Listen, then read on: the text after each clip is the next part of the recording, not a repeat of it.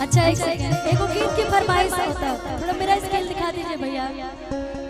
पवन भैया के साथ एगो गीत आई ला, वो गीत के फरमाइश करत है बार बार। हाँ हाँ वही वही।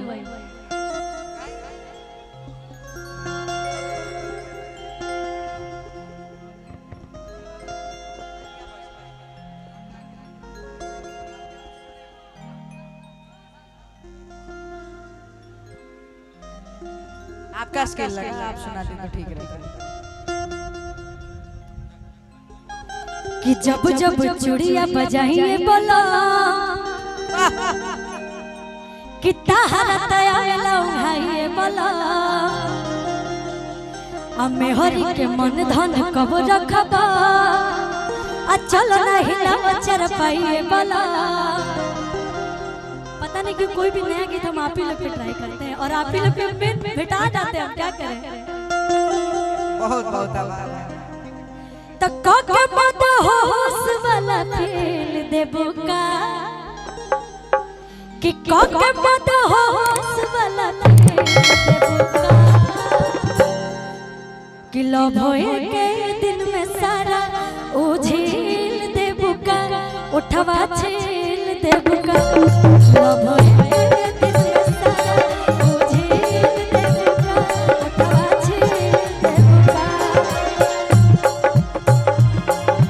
जब जब चूड़िया बजाइए बोला तो हरा लागे ना उठाइए बोला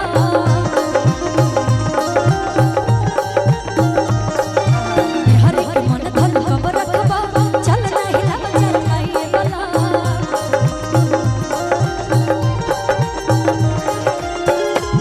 और हमारे बड़े भाई निशांत भैया के कंपनी से एक गीत आया है।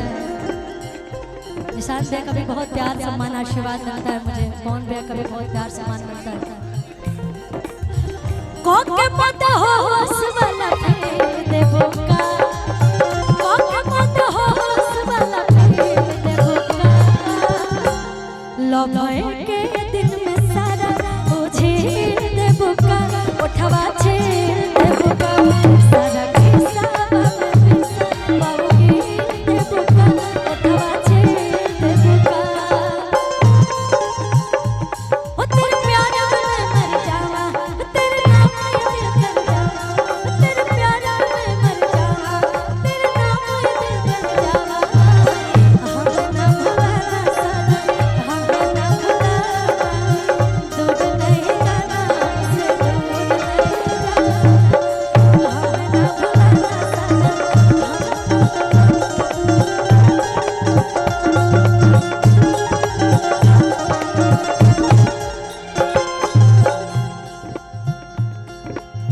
और का कुर्ती टाइट बता कोम तोड़ा फाइट करो बंद ट्यूब लाइट को के गुड गुड नाइट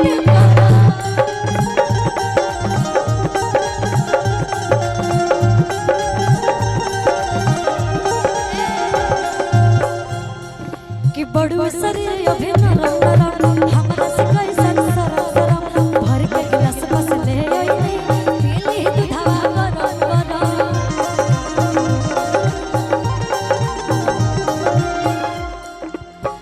पिए खातिर पानी बोतल से देबो का पिए खातिर पानी बोतल से देबो का लव होए के दिन में सारा ओ झील देबो का उठवा छील देबो का सारा हिसाब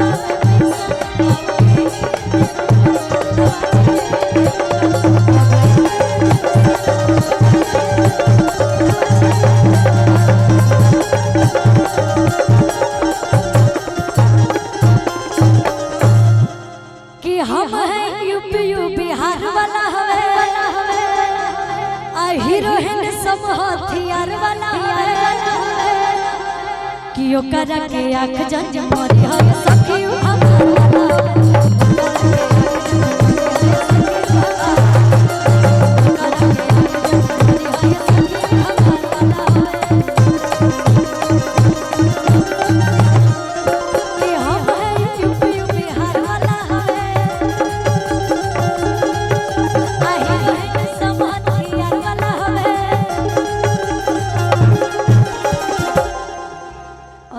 बिहार से हैं आप, मैं यूपी से हूँ, भले आप अभी गोरखपुर में रह रहे हैं। कि ओकर के आँख जल्दी मारी है सखी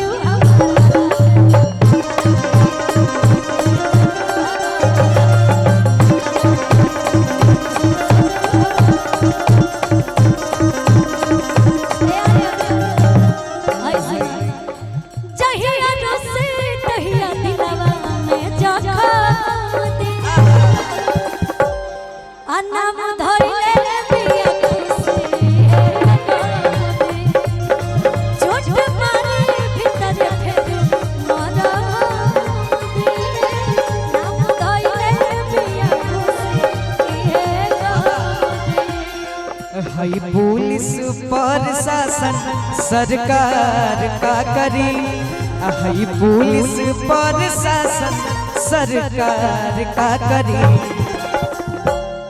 हमारे चाचा रंगदार तो जवान, भैया हमारे भैया रंगदार तो जवान का करी। हमारे भैया रंगदार तो जवान पुलिस प्रशासन सरकार का करी, पुलिस प्रशासन सरकार का करी। हमार भैया रंगदार तो जवान का करी, रंगदार तो जवान का करी। हमार भैया रंगदार तो जवान का करी। एगो लाइन हमरा याद आ गई, कहिए। उहे लइके लइके एक लइके आया आँख से मारे मेरे लइके।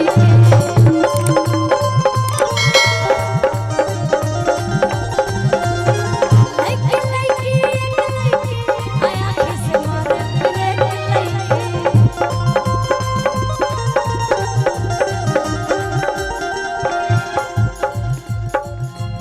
हो चला लइके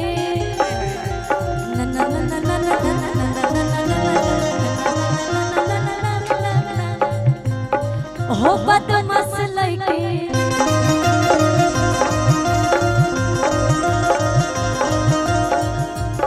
हो बदमाश लइके हो चला लइके लइके लइके एक लइके आया आँख से मारे मेरे लइके।